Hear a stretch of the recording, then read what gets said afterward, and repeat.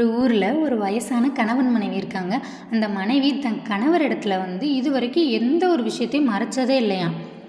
அப்படின்னு சொல்லிட்டு அவர் கணவரை பார்த்து கேட்குறாங்க, ஏங்க நான் உங்ககிட்ட ஒரே ஒரு விஷயத்த மட்டும் மறைச்சிருக்கேங்க அப்படின்னு சொல்கிறாங்க. அதுக்கு அந்த கணவர், அப்படியா, அப்படி என்ன விஷயம் என்கிட்டேருந்து மறைச்ச அப்படின்னு சொல்கிறாங்க. ஒரு நிமிஷம் நீங்கள் உள்ளே வாங்கலேன், அதை நான் உங்கள்கிட்ட சொல்கிறேன் அப்படின்னு சொல்லிட்டு கூப்பிட்றாங்க. இந்த நம்ம அலமாரி மேலே இருக்கல இந்த பெட்டியை உங்களுக்கு ஞாபகம் இருக்கான்னு கேட்குறாங்க. அதுக்கு அந்த கணவர் சொல்கிறாரு, நீ முதல் முறையாக இந்த வீட்டுக்கு வரும்போது இந்த பெட்டி என்னுடைய பாட்டி தந்தாங்க அப்படிங்கிற மாதிரி நீ சொன்ன. இந்த பெட்டியில் என்ன இருக்குது நீங்கள் கடைசி வரைக்கும் கேட்கக்கூடாதுன்னு சொன்னேன்ல அப்படின்னு சொல்லிட்டு இந்த பாட்டி சொல்கிறா. ஆமாம், நான் இது வரைக்கும் அந்த பெட்டிக்குள்ளே என்ன இருக்குங்கிற விஷயத்தையே நான் கேட்கவே இல்லையே அப்படின்னு சொல்லிட்டு சொல்கிறாங்க. அந்த பெட்டியை திறங்கலேன், அதில் தான் ஒரு ரகசியம் இருக்குது, அந்த விஷயத்தை நான் இது வரைக்கும் உங்ககிட்ட சொல்லவே இல்லைங்க அப்படின்னு சொல்லிட்டு சொல்கிறாங்க.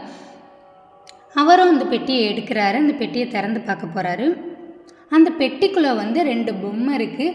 அந்த பொம்மையை பார்த்துட்டு தன் மனைவியும் பார்க்குறாரு. அந்த மனைவி சொல்லுது, எனக்கு கோபம் வரும்போதெல்லாம் நான் பொம்மை செய்வேன். என்னுடைய பாட்டி சொல்லியிருக்காங்க, கணவன் மனைவி 2 பேருக்கு இடையில ஏதாச்சும் சண்டை வந்துச்சுன்னா நீ என்ன செய்யணும், உன்னுடைய கோபத்தை தன் கணவர் இடத்துல காட்டக்கூடாது, அந்த கோபத்துக்கு பதிலாக அதை ஒரு பொம்மையாக செய்யணும் அப்படி சொல்லிட்டு என் பாட்டி சொன்னாங்க. அதனால தாங்க நான் பொம்மையாக செஞ்சேன் அப்படின்னு சொல்லிட்டு அந்த பாட்டி சொல்கிறாங்க. அதுக்கு அந்த தாத்தா சொல்கிறாரு, அப்படியா, இந்த 70 வருஷத்தில் உனக்கு என் மேலே 2 தடவை தான் கோபம் வந்திருக்கா அப்படின்னு சொல்லிட்டு கேட்குறாங்க. அதுக்கு அந்த பாட்டி சொல்கிறாங்க, அந்த பெட்டிக்குள்ளே கொஞ்சம் பணம் இருக்குது, அதை பாருங்கள் அப்படின்னு சொல்கிறாங்க. உங்கள் மேலே உள்ள கோபத்தில் நான் நிறைய பொம்மை செஞ்சேங்க, அதை பொம்மையை ஃபுல்லாக நான் விற்றுட்டேன், அதிலேருந்து வந்த காசு தான் அது அப்படி சொல்லிட்டு சொல்கிறாங்க. இந்த காசு நம்ம மருத்துவ செலவுக்கு பயன்படும், நம்ம எடுத்துக்கிறோம் அப்படி சொல்கிறாங்க. கணவன் மனைவி 2 பேருக்கு இடையில யாராச்சும் ஒருத்தவங்க விட்டு கொடுத்து போனால் மட்டும்தான் ஒரு நல்ல குடும்பத்தை உருவாக்க முடியும்.